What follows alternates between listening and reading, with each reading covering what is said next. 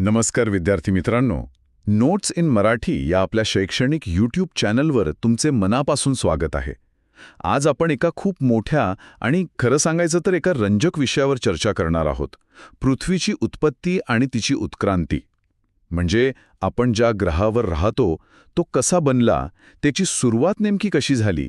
आज आपण या अब्जावधी वर्षांच्या प्रवासाची कहाणी उलगडणार आहोत. आपल्याकडे भौतिक भूगोलाच्या पुस्तकातील काही माहिती आहे जी आपल्याला या प्रवासात मदत करेल.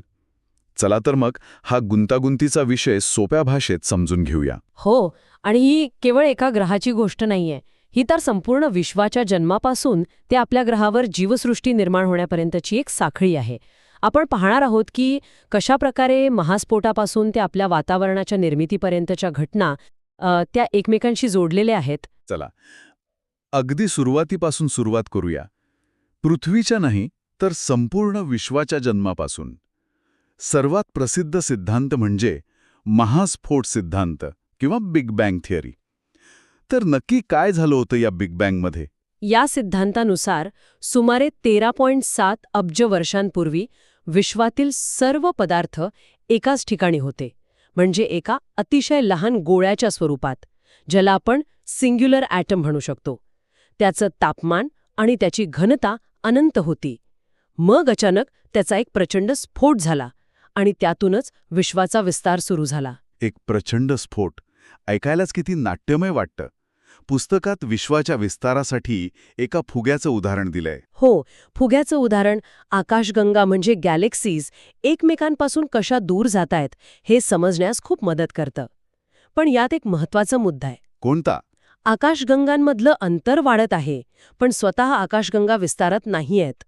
त्यामुळे हे उदाहरण फक्त काही अंशीच बरोबर आहे असं म्हणता येईल.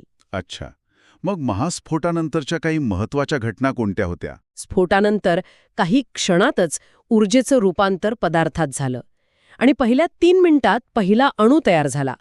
आणि मग सुमारे 3 लाख वर्षांनंतर तापमान साधारण 4,500 केल्व्हिनपर्यंत खाली आलं, ज्यामुळे अणुपदार्थांची निर्मिती झाली आणि विश्व पारदर्शक बनलं. ठीक आहे, तर विश्व विस्तारत आहे आणि थंड होत आहे, पण मग या अणुपदार्थांपासून तारे आणि ग्रह कसे बनले? इथेच खरी गंमत आहे असं वाटतं. याचं उत्तर आहे गुरुत्वाकर्षणात.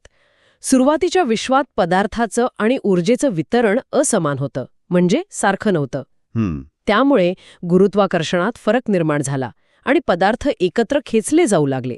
यातूनच आकाशगंगांची निर्मिती झाली. आणि आकाशगंगा म्हणजे ताऱ्यांचा एक प्रचंड समूह. या ताऱ्यांची निर्मिती नेब्युला पासून होते असं पुस्तकात म्हटलं आहे. नेब्युला म्हणजे हायड्रोजन वायूचा एक प्रचंड मोठा ढग.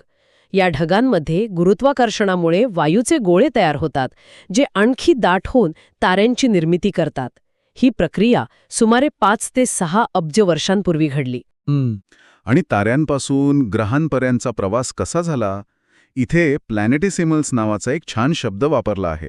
बरोबर. ताऱ्यांभोवती वायू आणि धुळीची एक फिरती तबकडी तयार होते. यातील पदार्थ एकत्र येऊन लहान गोलाकार वस्तू बनवतात, ज्यांना प्लॅनेटिसिमल्स म्हणतात. अच्छा. मग हे लहान प्लॅनेटिसिमल्स एकमेकांवर आदळून आणि गुरुत्वाकर्षणामुळे एकत्र चिकटून मोठ्या ग्रहांची निर्मिती करतात. अखेर आपण आपल्या पृथ्वीवर आलो आहोत, जी सुमारे 4.6 अब्ज वर्षांपूर्वी बनली. पण तेव्हाची पृथ्वी आजच्यासारखी अजिबात नव्हती, हो ना? तिचं वर्णन नापीक, खडकाळ आणि उष्ण असं केलेलं आहे. मग हा बदल कसा झाला? यातला पहिला मोठा बदल म्हणजे पृथ्वीच्या आतमध्ये स्तरांची निर्मिती. या प्रक्रियेला विभेदन म्हणतात. विभेदन म्हणजे नक्की काय? सुरुवातीला पृथ्वी तप्त आणि वितळलेल्या अवस्थेत होती. त्यामुळे घनतेनुसार पदार्थ वेगळे होऊ लागले. जे जड पदार्थ होते, जसं की लोह, ते केंद्राकडे गेले आणि हलके पदार्थ पृष्ठभागाकडे आले. अच्छा, म्हणजे जड खाली आणि हलकं वर. अगदी. यामुळे पृथ्वीचे 3 मुख्य थर तयार झाले: कवच, क्रस्ट, प्रावरण, मॅन्टल आणि गाभा, कोर. हे झालं जमिनीबद्दल. पण आपण श्वास घेतो ती हवा आणि पितो ते पाणी, म्हणजेच वातावरण आणि जलावरणाबद्दल काय? वातावरणाच्या निर्मितीचे 3 टप्पे सांगितले आहेत. हो. पहिला टप्पा सौर वाऱ्यामुळे म्हणजे सोलार विंड्समुळे पृथ्वीवरील हायड्रोजन आणि हिलियमचं जे मूळ वातावरण होतं ते नाहीसं झालं. म्हणजे ते उडून गेलं. हो. मग आला दुसरा टप्पा. पृथ्वीच्या उष्ण अंतर्भागातून वायू आणि पाण्याची वाफ बाहेर पडली. याला डी गॅसिंग असं म्हणतात. यात नायट्रोजन, कार्बन डायऑक्साईड, मिथेन यांसारखे वायू होते. पण ऑक्सिजनचं प्रमाण जवळजवळ 0 होतं, नगण्यच. आणि मग तिसरा टप्पा? तिसरा टप्पा सर्वात महत्वाचा. सजीवांनी केलेल्या प्रकाश संश्लेषणामुळे म्हणजे फोटोसिंथेसिसमुळे वातावरणाची रचनाच बदलली. आणि महासागर कसे तयार झाले? पृथ्वी थंड झाल्यावर तिच्या आतून बाहेर पडलेली पाण्याची वाफ घट्ट होऊन पावसाच्या रूपात जमिनीवर पडू लागली. हे पाणी सखल भागांमध्ये जमा झालं आणि त्यातूनच सुमारे 400 कोटी वर्षांपूर्वी महासागरांची निर्मिती झाली. वाव! म्हणजे लाखो वर्ष पाऊस पडत होता. हो, अगदी. आणि या सगळ्याचा शेवटचा आणि कदाचित सर्वात आश्चर्यकारक टप्पा म्हणजे जीवनाची उत्पत्ती. पुस्तकात म्हटल्याप्रमाणे ही एक प्रकारची रासायनिक अभिक्रिया होती. हो, आधुनिक शास्त्रज्ञांच्या मते ही एक रासायनिक अभिक्रियाच होती, ज्यात जटिल सेंद्रिय रेणू म्हणजे कॉम्प्लेक्स ऑर्गॅनिक मॉलिक्युल्स तयार झाले. आणि महत्वाचं म्हणजे ते स्वतःची प्रतिकृती बनवू शकले. यातूनच निर्जीव पदार्थांचं सजीवांमध्ये रूपांतर झालं. हे कधी घडलं असावं? जीवाश्मांच्या अभ्यासानुसार सुमारे 3 अब्ज म्हणजे 380 कोटी वर्षांपूर्वी जीवनाची उत्क्रांती सुरू झाली असावी असं मानलं जातं. तर या सगळ्याचा अर्थ काय? जीवनाच्या, विशेषतः प्रकाश संश्लेषण करणाऱ्या जीवांच्या आगमनाने पृथ्वीला पूर्णपणे बदलून टाकले. अगदी बरोबर. प्रकाश संश्लेषणामुळे प्रथम महासागर आणि नंतर वातावरण ऑक्सिजनने भरू लागलं. सुमारे 2000 दशलक्ष म्हणजे 200 कोटी वर्षांपूर्वी वातावरणात ऑक्सिजनचं प्रमाण लक्षणीयरित्या वाढलं. आणि यामुळेच आज आपण पाहतो त्या जटिल जीवसृष्टीचा विकास शक्य झाला. तर आज आपण 13.7 अब्ज वर्षांपूर्वीच्या एका लहान बिंदूपासून ते ताऱ्यांची आणि ग्रहांची निर्मिती, पृथ्वीचे थर, वातावरण, महासागर आणि अखेरीस जीवनाचा उत्पत्तीपर्यंतचा एक अविश्वसनीय प्रवास पाहिला.